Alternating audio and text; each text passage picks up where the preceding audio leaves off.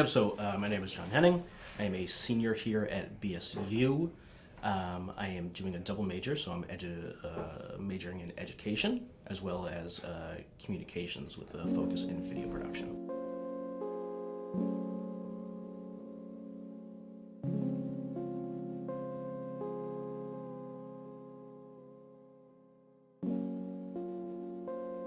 So I've always wanted to do education. I have a little brother that I've always kind of looked after. He's about 8 years younger, so it's a little bit of that age difference. Also, when I was a kid, I did a lot of after-school programs. I also had a lot of great relationships with some of my teachers. So I think as soon as I could work, I knew I wanted to join like an after-school program, and after a couple of years there, I knew I wanted to join education. I've had 10 years in working in education, so I've had a lot of experiences with difficult children, but I've formed a lot of great relationships.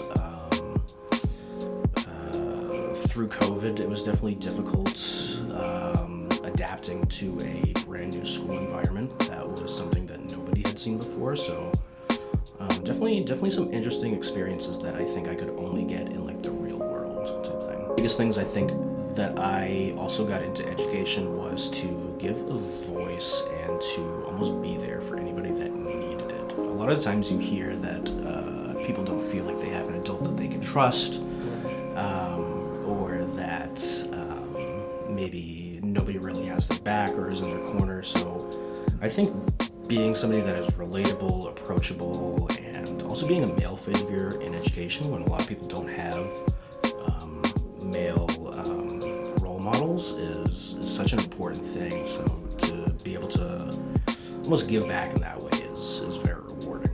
There are a lot of tough days when you are an educator. There's a lot of tough moments with kids where you maybe don't feel like you handled things right, or it could be very sad situations where you don't feel like you could help enough with some of the situations, maybe at home, or just a lot usually going on. And then just some days where it's maybe you don't feel appreciated in the work that you're doing, or there's always a lot of pushback, but if you're doing it for the right reasons, then blocking it out is easy. So one of the big, goals that I would have as an educator and for education around the world is to create an environment where learning is just an open conversation. Any ideas are accepted with no judgment, and also a place where things can be equal as well as equitable. I think having people start at such a disadvantage and giving them the same treatment as everyone else doesn't really get them and supply their needs. Equitable learning environments is something that has to happen.